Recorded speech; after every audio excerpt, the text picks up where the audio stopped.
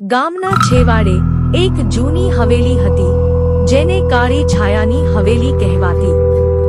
ગામલોકો કહેતા કે એ હવેલીમાં જે ગયો તે કદી પાછો ન આવ્યો.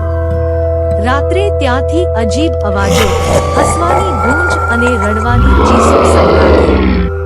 એક રાત્રે 4 મિત્ર અજય, નેહા, રવિ અને સોનિયા આ હવેલીની રહસ્યમયતા ઉકેલવા ગયા.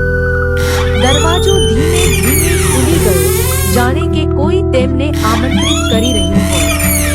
અંદર ઊંડો અંધકાર હતો અને દિવાલો પર લોહીના ડાઘ હતા.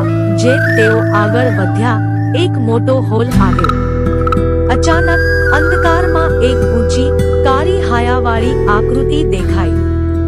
એના લાલ પ્રજ્વલિત આંખો અને લાંબા વાળનો ભયાનક દ્રશ્ય.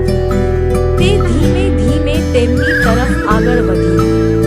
સોનિયાએ ગભરાઈને એક જૂની ચોપડી ઉઠાવી.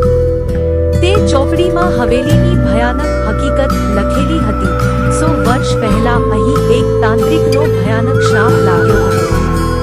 જે કોઈ હવેલીમાં જાય તે જીવતો પાછો ન આવે. અચાનક દરવાજા ધડાધડ બંધ થઈ ગયા. હવામાં એક ખતરનાક અવાજ ગુંજ્યો, હવે તમે મારા હાથમાં છો. રવિએ ભગવાનના નામનો ઉલ્લેખ કર્યો અને કાળી હાયાએ જોરથી ચીસ પાડી. દિવાલો કંપવા લાગી અને હવેલી તૂટી પડી. મિત્રો ઘડીકમાં બહાર દોડ્યા. બસ એક સમસ્યા હતી. સોનિયા ખાંગે જ હવેલીની અંદર જ રહી ગઈ.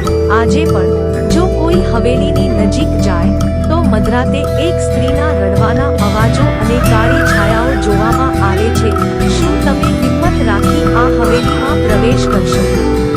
મિત્રો, કહાની સારી લાગી હોય તો અમારા વિડીયોને લાઈક, શેર અને ચેનલ